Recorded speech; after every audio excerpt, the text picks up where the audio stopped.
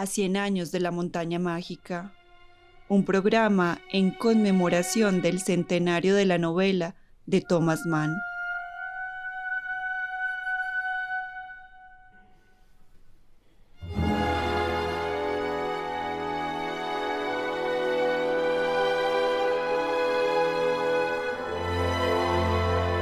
Hola, hola, lectores y lectoras de la montaña mágica, curiosos de esta novela.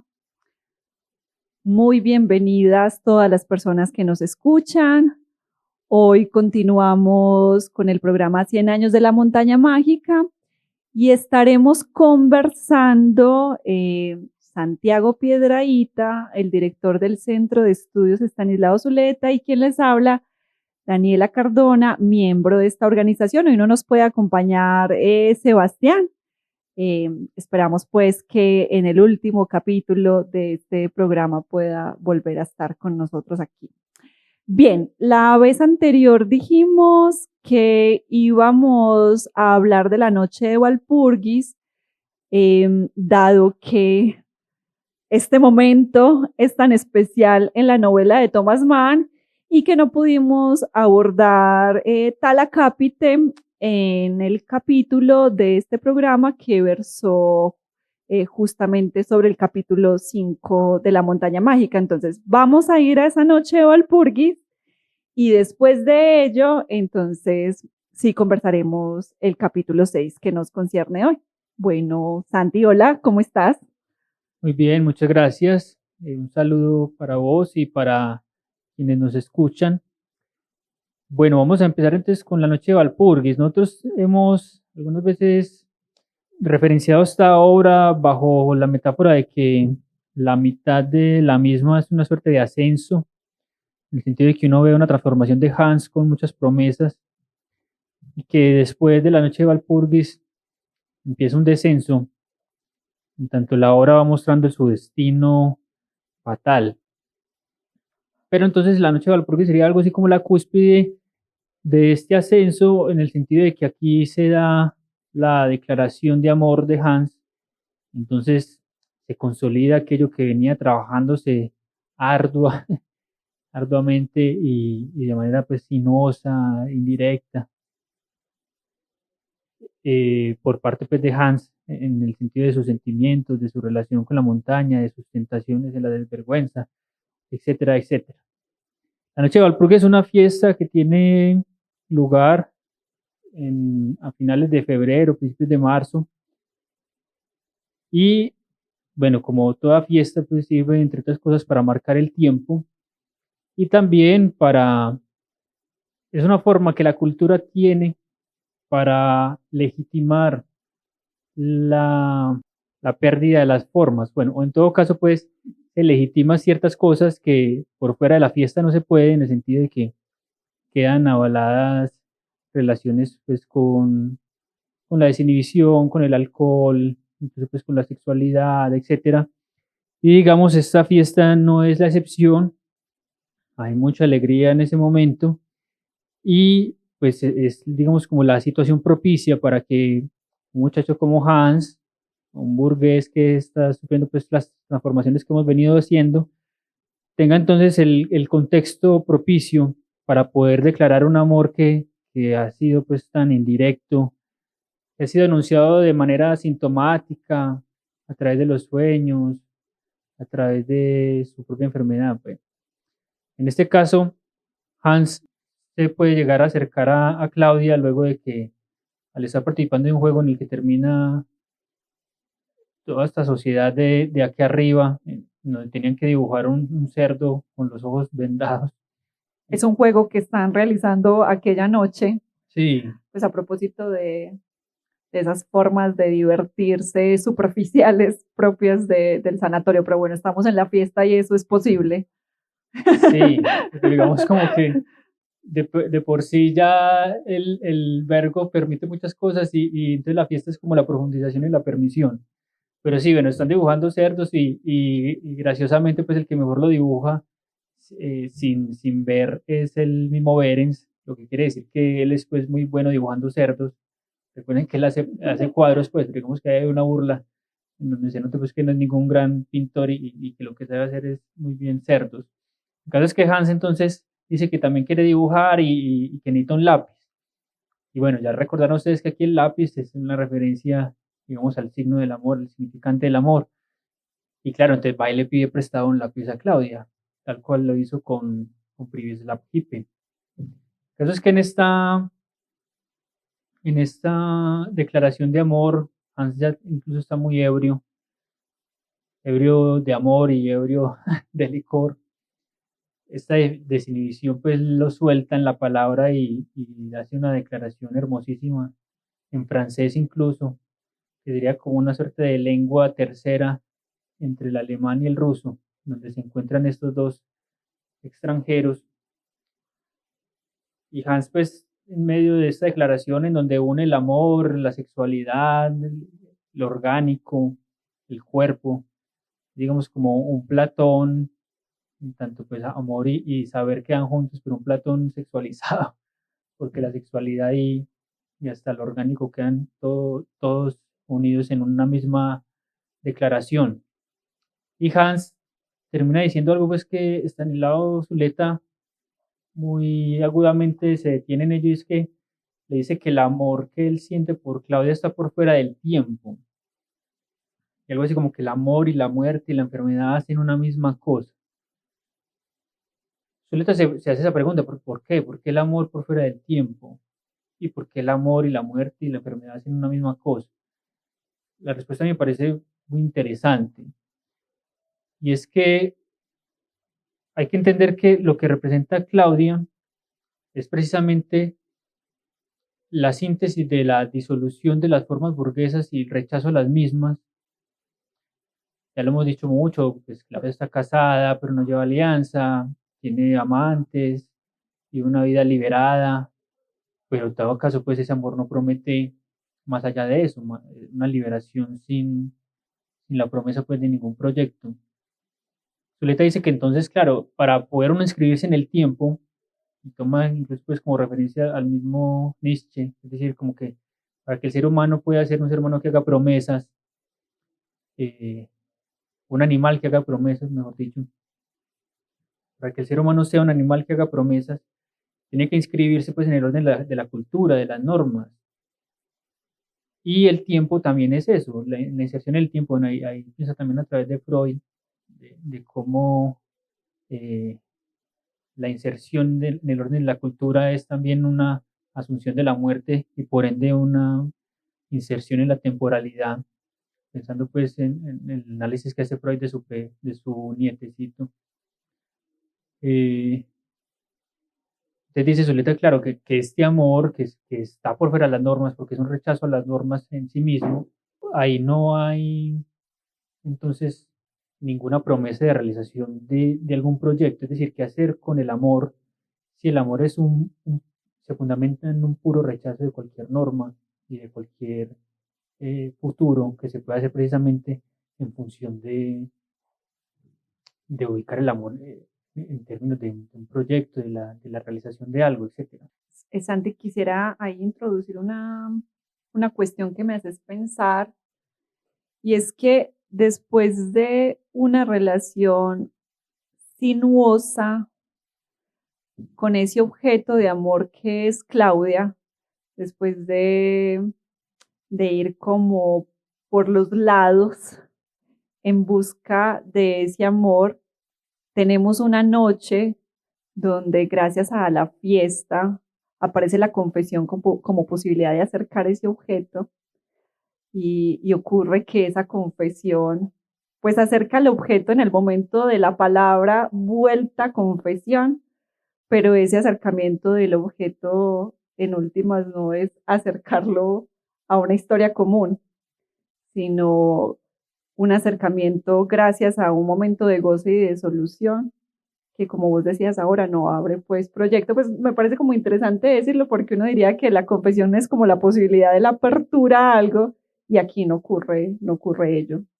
Sí, y por eso es que va a pasar lo que va a pasar. Después de esta confesión, Claudia le entrega pues el lápiz y se despide de él y dice que no te olvides de entregarme el lápiz, devolvérmelo.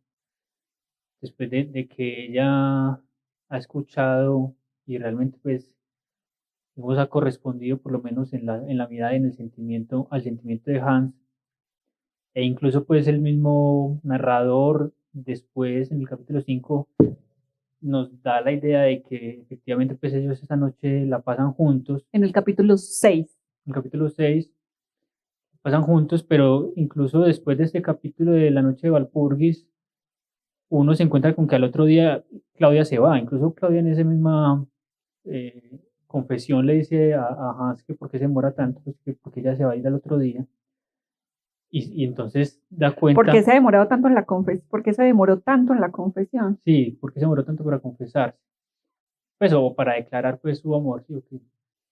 Dado que ella se va al otro día, entonces Hans queda así vacío en el aire, pero digamos que eso que ocurre ahí se veía venir en tanto pues precisamente ese amor no podía prometer nada, precisamente pues porque se funda en un rechazo.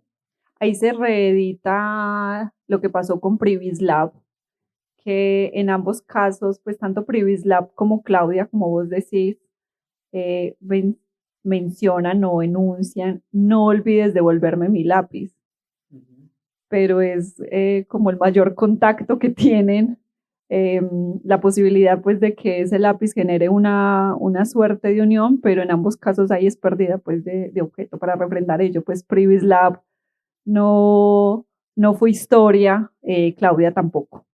Exacto, es un amor muy potente que se vive en un instante y se consuma también en ese mismo instante, porque precisamente no puede hacer historia.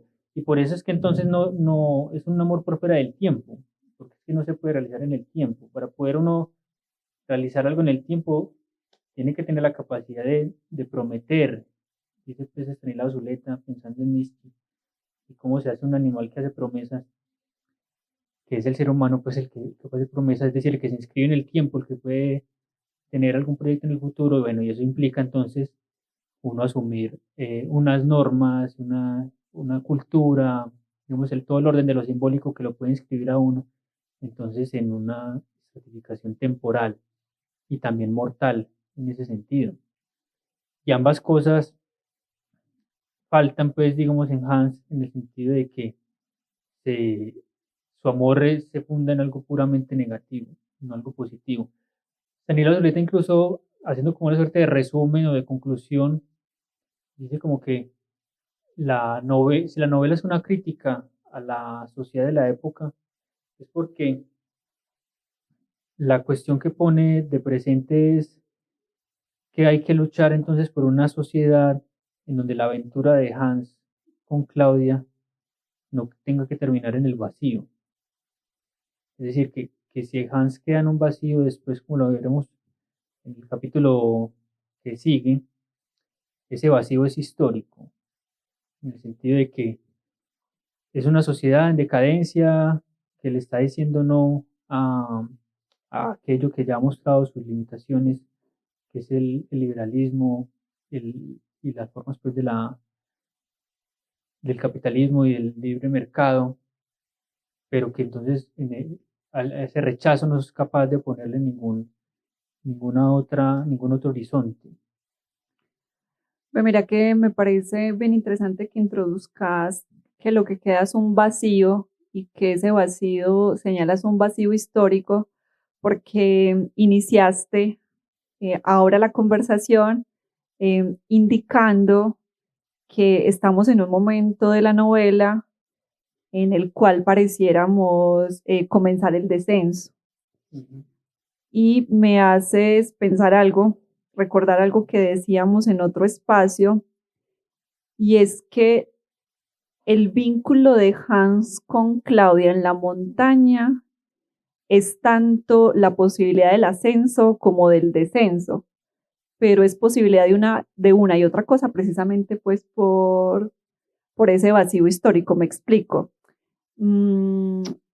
Veíamos cómo los inicios de este vínculo que tienen esa descripción narrativa tan bella como la de los portazos y cómo a partir de la repulsa al portazo realmente se estaba dando una atracción, cómo ese inicio de este objeto de amor o de esta vinculación con el objeto de amor es la apertura, un ascenso en términos de objetos puestos en el horizonte de Hans para ir cultivando un deseo y que suena muy prometedor, pero cuando Claudia se va, pareciera ser que la potencia de la vinculación con muchos objetos de deseo, el arte, la ciencia y demás, empieza a tornarse puro pasatiempo.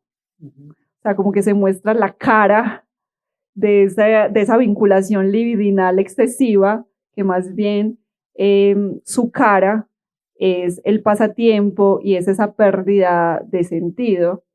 Bueno, lo quiero mencionar porque aquí no solamente se va Claudia, o sea, ya ingresando al capítulo 6, no solamente se va Claudia, sino que también nos vamos a encontrar con que se va Joachim, con que se va Settembrini. Entonces sí, nos vamos acercando a ese vacío histórico, pues que lo iremos comprendiendo mejor, pero me parece bien interesante que lo menciones de esa manera porque creo que nos permite ingresar al siguiente capítulo.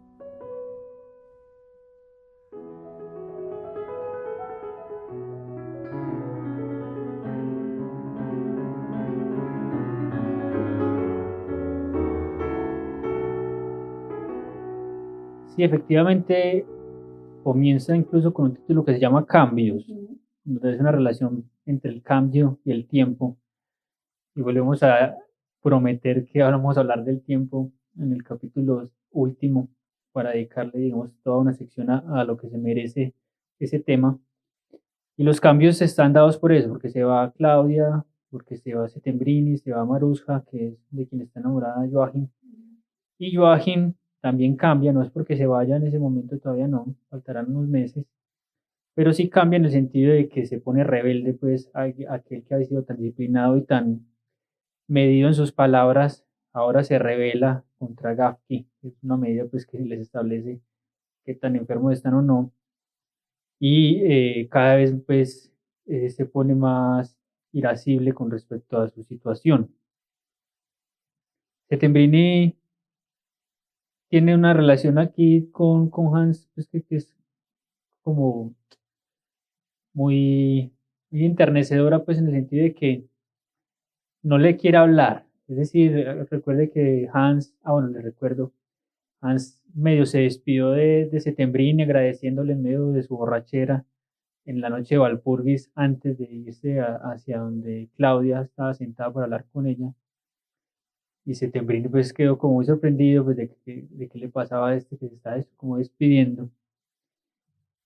Y bueno, Settembrini ya, digamos como quien quiere darle una lección a su pupilo, entonces le hace algo así como una suerte de la ley del hielo, pues le pone cierta distancia y, y Hans siente de todas maneras pues como que Settembrini sabe que ha ido hacia Oriente.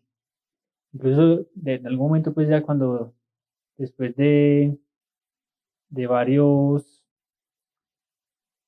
de varios desplantes pues digamos que le hace Settembrini a Hans, lo aborda diciéndole que si que, que él diciéndole que si probó la granada o qué tan buena estaba la granada. En ese caso, pues, estará haciendo referencia a un mito griego, a Perséfone, que por haber comido ese fruto prohibido cuando estaba en el reino del Hades, es que tiene que permanecer 6 meses en el Hades y poder estar 6 meses con su madre en el Olimpo. Y entonces este Tembrín le dice que si probó la granada y que recuerde pues que los que prueban los frutos del inframundo quedan condenados a no poder salir de allí. Es decir, a Claudia, sí o qué. Y es muy interesante pues que Thomas Mann pueda cruzar lo griego con esta historia porque queda muy bien dicho. De alguna manera pues desde el punto de vista de Settembrini y de lo que venimos diciendo Hans, de alguna manera probó un fruto en esa aventura en el mal que es ese amor y que iba a quedar atrapado en el infierno, pues sin poder salir de ahí.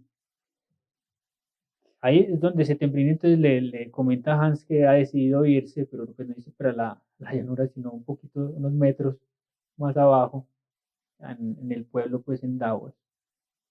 Luego de esto, aparece un personaje nuevo, que precisamente conoce Settembrini en la pensión que puede pagarse, Settembrini es más bien pobre, en el pueblo en Davos, y que se llama Nafta. Yo en algún otro momento, y lo decía porque aquí aparece, eh,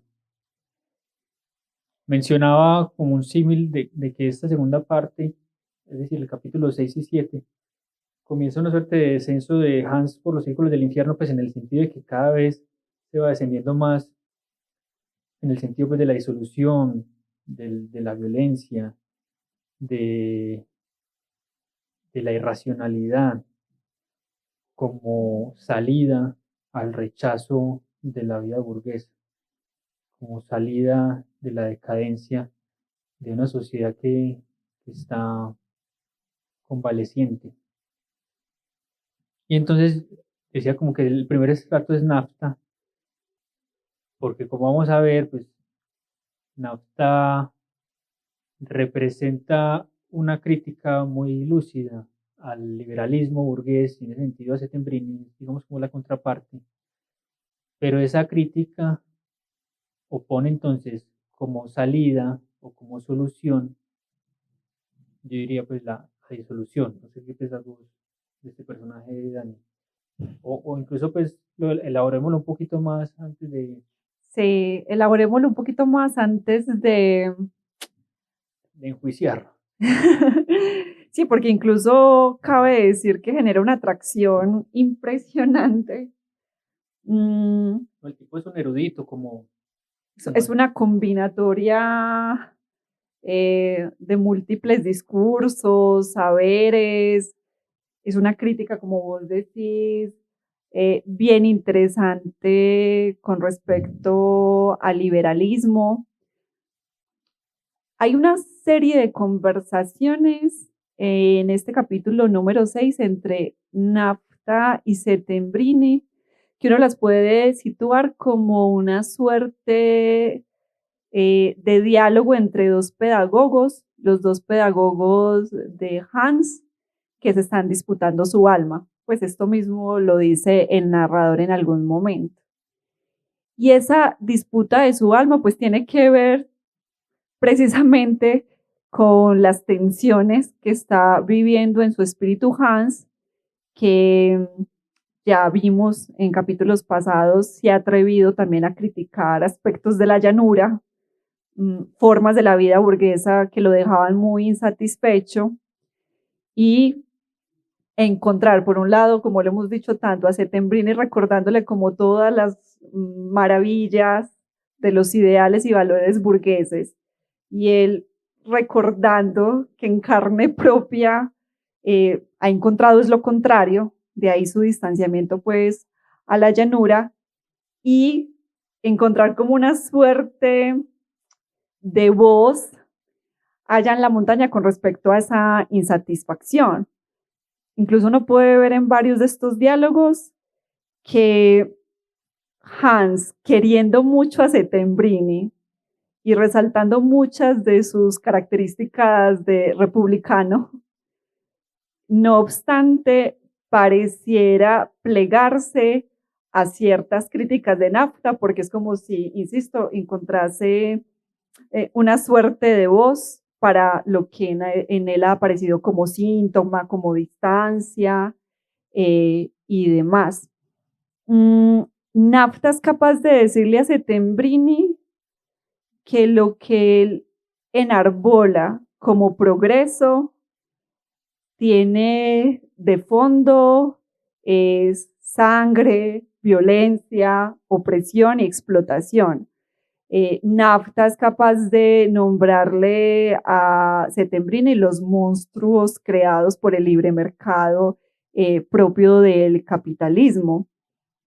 Ahora bien, lo que uno tendría que preguntarse es, ante lo irrealizable del proyecto burgués, del proyecto liberal ilustrado burgués, que encarna Settembrini, habría que preguntarse si la crítica que hace NAFTA, que deriva en si eso no se ha realizado, entonces corresponde derivar en el terror y la violencia, si esa contraparte, lo que nos estaría más bien es no llevando a la solución de esos monstruos creados en el seno del capitalismo liberal, sino además a tirar a la basura, por decirlo de alguna manera, todos los valores también propios de la democracia. Entonces, bueno, ¿yo por qué estoy diciendo esto? Porque en últimas, esos dos pedagogos no parecieran, o mejor dicho, no le ofrecen ninguna salida a la tensión y al conflicto que está viviendo Hans en su espíritu. Entonces, por eso digo que es una figura muy fascinante, porque creo que hace una crítica muy necesaria, pero esa crítica no da salida, como tampoco la dio el discurso de Settembrini, recordando las maravillas de los ideales y los valores burgueses. Sí, Nafta dice que el liberalismo es un vino al que ya se le echaba mucha agua. Y tiene razón, pues, o sea, eso representa el mismo Settembrini. Es decir, Settembrini habla como si la Revolución Francesa hubiera ocurrido hace 2 años y eso ya lleva más de un siglo de haber ocurrido y lo que vino después fue no que la razón se tomara el poder, sino la burguesía. Y como dice Stanislao Zuleta, la burguesía y la razón no son la misma cosa. Entonces, por eso uno no deja de simpatizar con NAFTA, pero NAFTA entonces es una suerte de contraparte de Settembrini no solamente en eso, sino que entonces proclama la reivindicación de la Iglesia Católica, la disolución del individuo en el colectivismo. Proclama entonces un estatalismo autoritario, la pedagogía entonces no es una pedagogía, no sé, de la liberación, sino que es de la obediencia. Y las vías del terror y la violencia como la solución histórica del curso de la humanidad en el camino pues a una suerte de libertad, casi pues como en una suerte de teleología, o en un estado divinizado, o en una suerte pues de fe realizada en el sacrificio. Es una cosa difícil de tomar y de entender, pues, porque ahí muestra Thomas Mann toda su erudición, pero es casi como tomando todo lo que la ilustración había negado y sepultado del pasado europeo y retrotrayéndolo como una suerte de crítica que aprovecha el momento de la debilidad de la burguesía liberal, entonces para llevarse por delante todo lo que la institución había logrado realizar, la ilustración, bueno, y la burguesía. Sí, yo creo que, bueno, eso es un tema difícil de abordar y quienes ya comenzaron la novela, quienes van como nosotros en el capítulo 6 en este momento, se estarán dando cuenta que son conversaciones muy, muy difíciles, pero que vale la pena pensar la relación entre estos dos personajes, porque si actualizamos su conversación a los tiempos que vivimos, uno podría quizás dejarse llevar como por los cantos de sirena de ciertas posturas que ante las promesas no cumplidas por el liberalismo, la razón, la ilustración, entonces que venga lo peor. Creo que eso es interesante, como mantener esa, como esa alerta ahí, y porque el diálogo entre estos dos hombres como que no lograron hacer crítica inmanente en cada uno de los discursos para ver si se puede encontrar como una tercera vía, pues que no mencione como a tibieza pues esa tercera vía, sino que permitiera como encontrar lo más potente y profundo de cada discurso, quizás para una crítica cierta pues de la época. Pero eso realmente Sí, queda claro. como pregunta. Es como en este momento que la ultraderecha se sube al poder, declarándose como precisamente la solución a una serie de promesas incumplidas y que serán siempre incumplidas, y que entonces viene es una solución radical respecto a los problemas, y que se pasa por encima pues esas falsas formas que hay que tener en la democracia y en la política pues, liberal, y que hacen, digamos, como una política de facto a través pues, de la ejecución, etcétera. Entonces se muestran hombres, pues, la mayoría son hombres, y no es casualidad, efectistas que entonces tienen la solución, y esa solución es, digamos, como el extremo del capitalismo o el extremo del autoritarismo. En realidad, pues uno ve ahí que aunque la crítica que hagan es cierta, porque efectivamente pues hay muchas promesas incumplidas, la solución que dan es incluso una profundización en una forma irracional de gobierno. Santi, yo quisiera ahí proponerte, porque me parecería que en este punto se puede introducir y para que no nos quede sin conversarlo, y es el capítulo de nieve.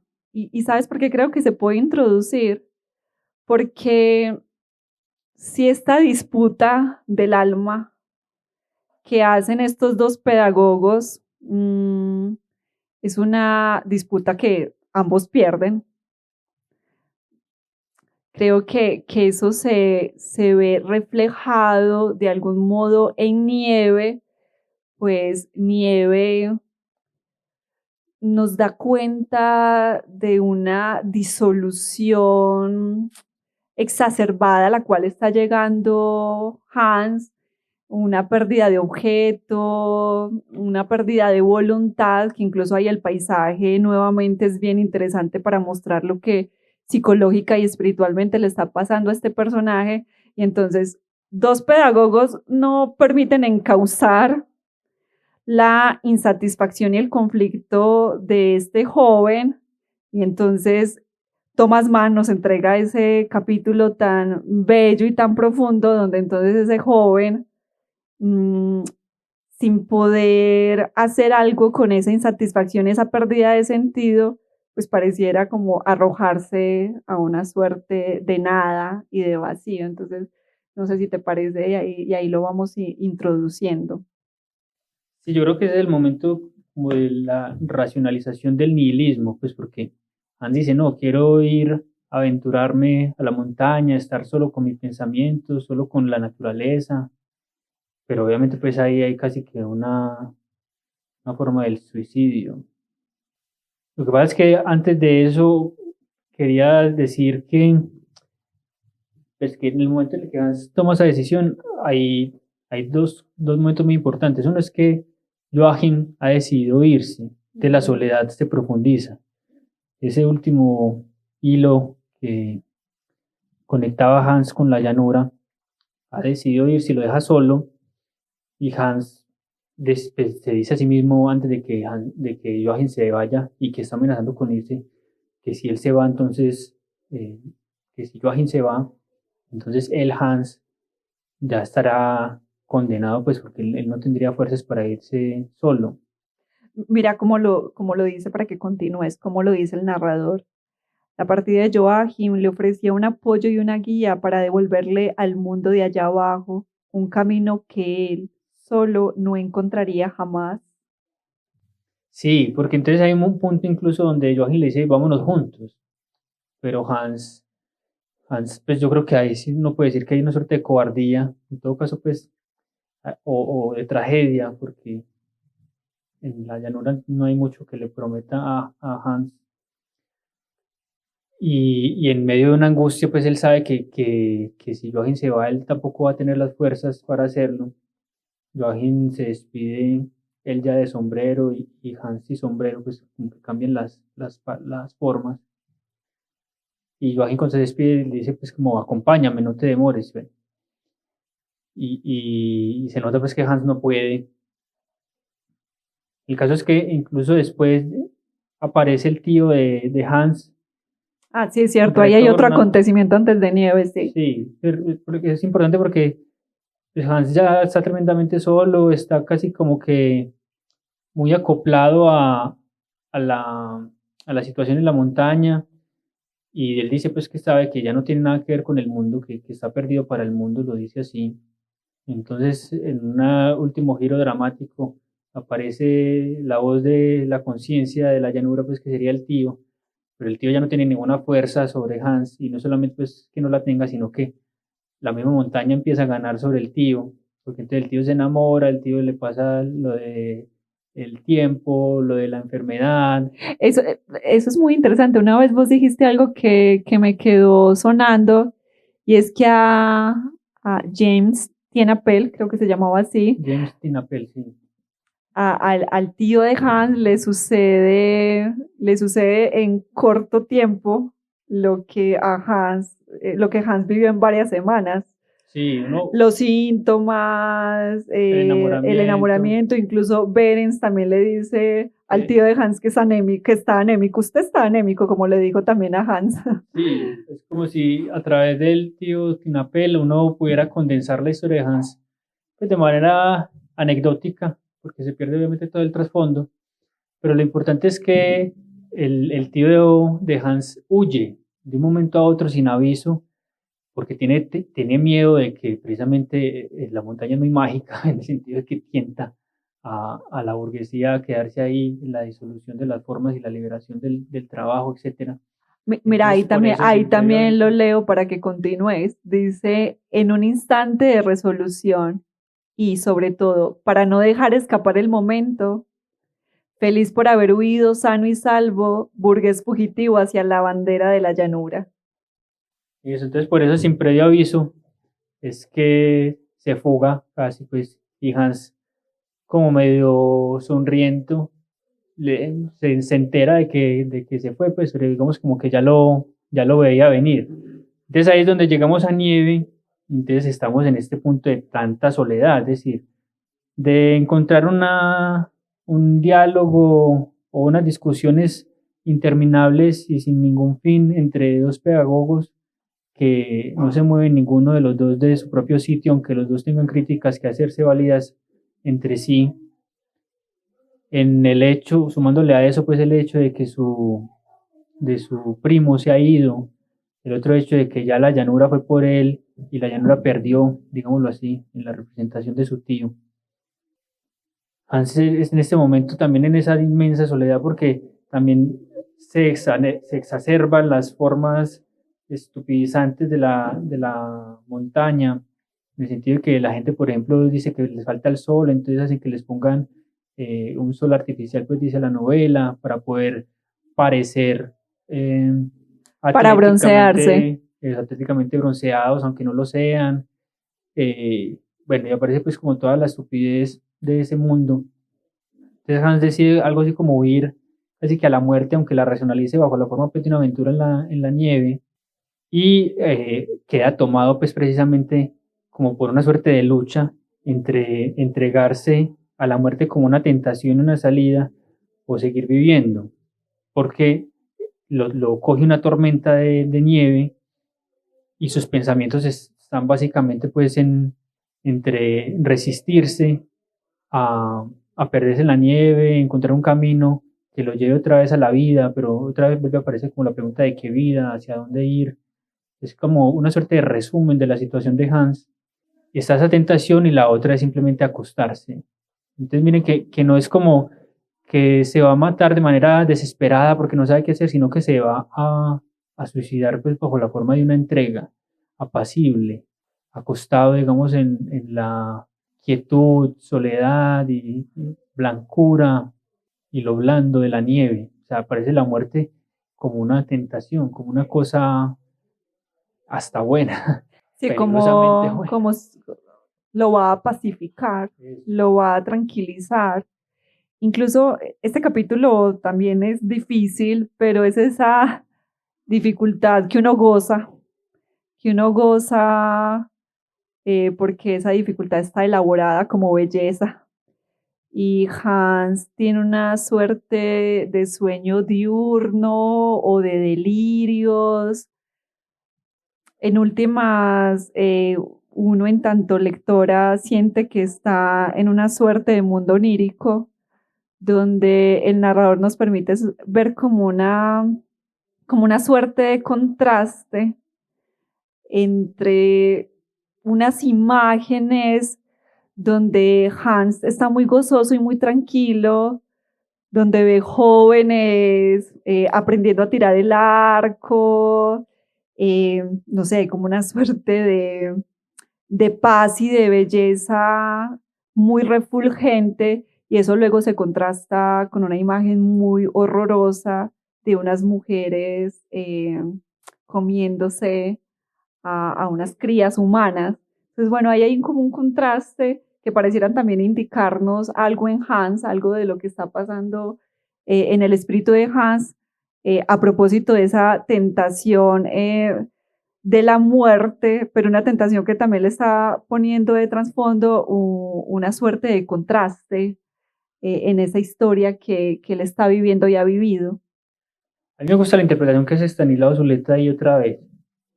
Qué pena apoyarme tanto en Zuleta, pues, No, pero es que es maravilloso genial. que venga Zuleta. Lo que pasa es que antes de él tener ese sueño, él encuentra pues como una pequeña cabaña después de haber racionalizado sobre su situación, en el sentido pues, de que piensa que se puede acostar, pero al mismo tiempo sabe que uno se puede morir si se acuesta, que piensa en descansar, pero al mismo tiempo dice que tengo que soportar. Entonces, en medio de esa fatiga, es que él tiene esa suerte como de alucinación o de sueño diurno, de sueño despierto, no sé, que es la que nos narraba Dani. Y lo importante para interpretar eso, me parece a mí, es que cuando él despierta de esta alucinación, de este sueño, él rechaza tanto a Settembrini como a Nafta, dice que ninguno de los dos tiene razón, y se promete a sí mismo que no va a dejar que la muerte gobierne sobre su pensamiento. Entonces, Zuleta, digamos, desde este punto interpreta este contraste de la siguiente manera. Él dice, todo lo que del lado de la luz, de esa playa, de jóvenes vitales, en una comunidad de gente inteligente, pues sí, y con compromiso, todo eso se opone al mundo de la montaña, pues al verbo. En el verbo no son inteligentes, ni comprometidos, ni hay comunidad, es todo lo contrario. Y aparece el asunto de que aparezca, sin embargo, la muerte por allá como escondida en un trasfondo donde las mujeres se comen a los hijos, etcétera, a los bebés. Algo pues muy, muy turbio. Y Zuleta lo que dice es como que desde Nietzsche, pues pensando desde Nietzsche tal vez, que no, que una sociedad futura que se le oponga pues a esta forma de la disolución no puede caer en la falsa utopía de creer que va a eliminar, digamos, los problemas propios de la condición humana, en donde el conflicto, la muerte, la enfermedad, los desencuentros van a desaparecer, sino que hay que incluirlos creativamente, pues, digamos, dentro de la comunidad. Y yo creo que tiene razón, pues sí, creo que el mismo Thomas Mann se la daría, porque Thomas Mann dice a propósito de este mismo pasaje lo siguiente, ya no en la novela, pues, sino incluso en un ensayo sobre su vida, en una suerte de biografía. Dice, aunque Hans logre trascender en el curso de su experiencia vital su innata devoción por la muerte, efectivamente, como les digo, él termina de ahí prometiéndose que no va a dejar que la muerte gobierne sobre su pensamiento, y esa innata devoción ya la vimos a través del abuelo, a través de esa, sí, esa devoción que él tenía por los moribundos, etc. Aunque Hans logre trascender en el curso de su experiencia vital su innata devoción por la muerte y adquiere un hondo sentido humano que desde una perspectiva racionalista no desdeña ni ignora la idea de la muerte o el lado oscuro y secreto de la vida, ese no desdeñar de la muerte ni el lado oscuro y secreto de la vida es esa parte pues, de las mujeres que se comen a los hijos, sino que los incluye sin dejarse dominar espiritualmente por ellos. Creo que es como la suerte de solución que intenta darle Thomas Mann al asunto, porque en todo caso no se trata de pasar de adorar a la muerte a negarla completamente, pues la negación de la muerte es lo que hace la burguesía, bueno, y la sociedad de esa época, y lo muestra muy bien la muerte de Iván Ilich. Es darle lugar sin dejarse dominar por ella, pues dice Thomas Mann. Sabes que es bien interesante eso que estás nombrando, precisamente pues porque nieve es ese momento que ya lo referenciaste, donde Hans dice ni Settembrini ni nafta, incluso lo voy a nombrar porque Hans dice no me quiero ver como en esa contradicción, no quiero ni irme a un lado, ni quiero irme a un otro, ni al otro lado, perdón. Entonces pareciera que encontrase en ese sueño una suerte de solución, pues, frente a la cual tendría que trabajar y que, bueno, lamentablemente pareciera que, o no, no pareciera, lamentablemente queda en mera promesa. Lo leo de la siguiente manera. El uno es lascivo y perverso. Ahí se está refiriendo a nafta. Y el otro no hace más que tocar su pequeño silbato para llamar a la razón y se cree que así puede devolver la cordura incluso a los locos. Qué mal gusto. Esa es una visión de la vida vilmente filistea, una concepción ética vacía y religiosa. Eso está claro. Ahora bien, tampoco quiero, ni mucho menos, pasarme al bando del pequeño nafta, a su religión, que no es más que un guasabuglio de Dios y del diablo, del bien y del mal, lo ideal para el individuo que se tire de cabeza a fin de fundirse místicamente con lo universal. Vaya pareja de pedagogos.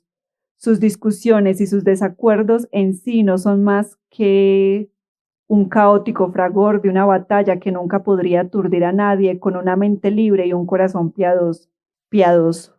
Y esa discusión sobre el problema de la aristocracia, vida o muerte, enfermedad o salud, espíritu y naturaleza, ¿acaso son contrarios? Esta es la cuestión. ¿Acaso son cuestiones de interés?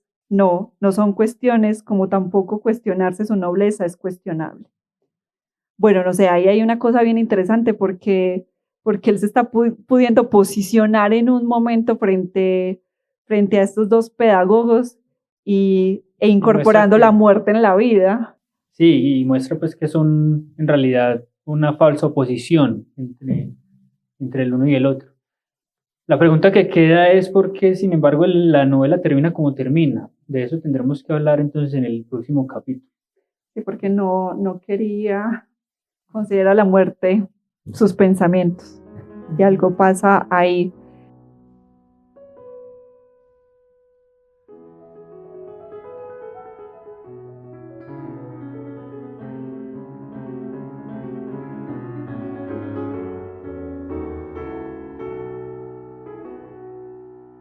Queda una parte pues Muy triste, importante, sí. muy triste.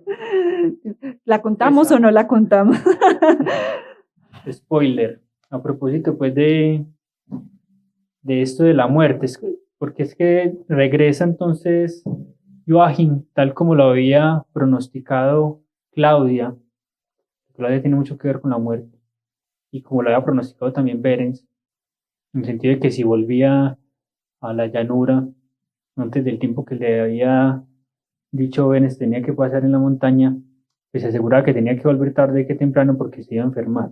El sentido, efectivamente lo que termina ocurriendo entonces es que Joachim tiene que retornar y lo hace de manera muy alegre, lo cual impresiona a su madre, y eso muestra pues que Joachim de todas maneras guardaba alguna inconsciente identificación con la vida en la montaña, y eso tiene que ver pues precisamente con que su deseo está con obedecer, y pues él obedecía como soldado, obedecía como un buen paciente a todo el régimen de curación que le imponía Bennett.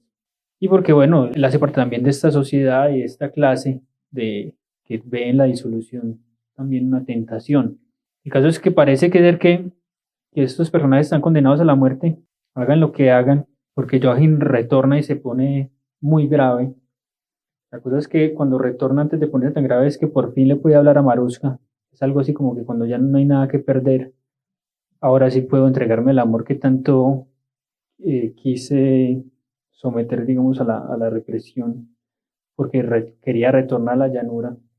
Y ahora que no hay nada que perder, entonces sí puedo darle curso a este amor. Algo parecido pues con Hans, guardando las proporciones. Y en un punto, pues el más triste para mí de la novela, no, no para todos, para muchos es más triste el final, a mí me pareció más triste este, no sé por qué. Joachim muere y entonces ahí, como les decía, lo de recorrer los círculos del infierno, se recorre un círculo más, pues en el sentido de que entonces Hans ahora sí que está más solo, pues porque ya no es que Joachim esté en otra parte, sino que ya está en otro mundo, digámoslo así. Hay una cosa muy triste en el regreso de Joachim a la montaña, porque ahorita decíamos que agarrándose a una fuerte resolución, decide no quedarse más en ese sanatorio. Ha pasado 1 año y medio y, y dice con vehemencia y contundencia: vuelvo a la llanura a ejercer como soldado, que uno ahí encontraría un atisbo de voluntad, un atisbo de un sujeto intentando separarse de la alienación de ese otro, que es el Berghoff, de ese otro representado por Behrens, y esa sociedad de la montaña. Ese atisbo de un sujeto agarrándose de un momento de libertad tiene como objeto en la llanura la muerte, la guerra, y aunque haya dado ese paso de libertad, es para alienarse nuevamente en otro lugar, ¿cierto? Como que esa suerte de paréntesis de voluntad, libertad, impulso, encuentra como respuesta, es una forma alienada pues de la vida allí en la llanura, en función pues de unos proyectos que son objeto de crítica en la sociedad de allí abajo, que pueden tornarse objeto de crítica. Y retornar a la montaña es como en últimas refrendar nuevamente que la voluntad y la libertad ya pareciera atrapada por un vacío histórico, atrapada por una época que, que ya allí en la montaña pues se realiza como de manera absoluta pues en la muerte de este hombre. No sé, hay algo ahí como... Sí, pues con lo que decís me estás haciendo pensar algo y es que por lo general cuando se habla, por ejemplo, de la tragedia griega, se habla que entonces los griegos tenían una noción de destino. Es decir, por ejemplo, Aquiles casi que sabe que va a morir desde muy temprano en su vida y esa muerte está casi predestinada, escrita por las Moiras, bueno. Tienen como una suerte de noción de algo inexorable, forjado en hierro. Y supone pues que la modernidad y que la novela hace parte de ello, abre el camino no del destino, sino del porvenir. Y el sujeto entonces, con la promesa de poder autodeterminarse y darle forma a su futuro. Esta novela me parece tan griega en ese sentido. Es como si la modernidad hubiera cerrado eso y otra vez el destino se cerrara.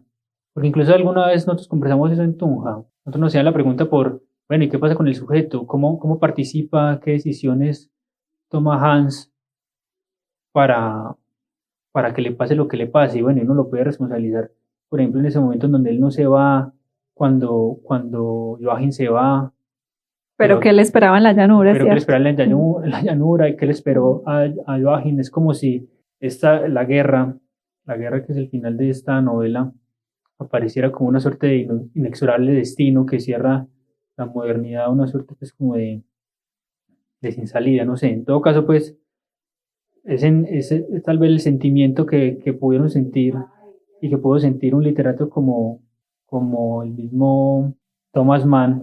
Y bueno, no sé, como que deja la pregunta de si nosotros también guardamos una suerte de destino así o aún hay algo por hacer, no sé, me hacías pensar eso. Bueno, yo creo que es una manera de ir concluyendo este capítulo de hoy, esta conversación de hoy.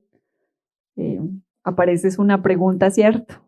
Un destino inexorable, la posibilidad de construir algo, otro modo de estar en este mundo, otras coordenadas sociales para que... Eso también está ahí. Pues digamos que yo no creo que Thomas Mann lo niegue bajo la forma en la que hace su novela, sino que yo creo que la novela tenía que terminar como termina para poder hacer una crítica y no entonces enaltecer una suerte de voluntarismo en donde los sujetos se Sí. ponen por encima de su época. Pero yo creo que eso está, pues, en el sentido de que, por ejemplo, Hans no es únicamente hijo de su clase, y aunque él haga síntoma de una suerte de decadencia, lo hace no bajo la única forma del embrutecimiento, sino de una potencia en una formación, pues, digamos, humanista muy, muy lograda. Creo que lo de Hans de todas maneras hay un punto donde sí sigue siendo pues una aventura y no todo él es simplemente como la proyección de su sociedad. Y creo por eso que ahí queda una pregunta que podemos continuar en la próxima conversación a la luz del capítulo 7 de esta novela y es ¿qué sociedad, qué coordenadas sociales permitirían, como lo decías ahora, que la aventura del amor se historice y la fuerza de un sujeto bregando a desalienarse hasta donde eso es posible, obviamente? Como lo logró en Nieve. Uh-huh. Así sea, pues hay atisbos, sí. En Nieve Exacto, que hay que interpelar sí, sí. a la sociedad y a la construcción de otras coordenadas, como digo, pues para que haya un poco más de grado de realización con respecto a la libertad y el deseo, pero lo iremos viendo en el próximo capítulo. Espero que nos acompañen en ese final de la novela. Hemos dicho pues que estamos en una suerte de descenso, estamos en la montaña, pero descendiendo. Entonces, bueno, que nos acompañen en la conversación de ese último capítulo y que sigan entonces con la lectura de esta novela que nos sigue hablando hoy. Muchas gracias, Santi, y muchas gracias a quienes nos escucharon. Chao, chao. Este programa es realizado por el Centro de Estudios Estanislao Zuleta y el Centro Colombiano para la Investigación Social, apoyado por el DAD, Servicio Académico de Intercambio Alemán, y por la Fundación Confiar. Agradecemos a Casa Morada y a Radio Latente por su apoyo en la grabación.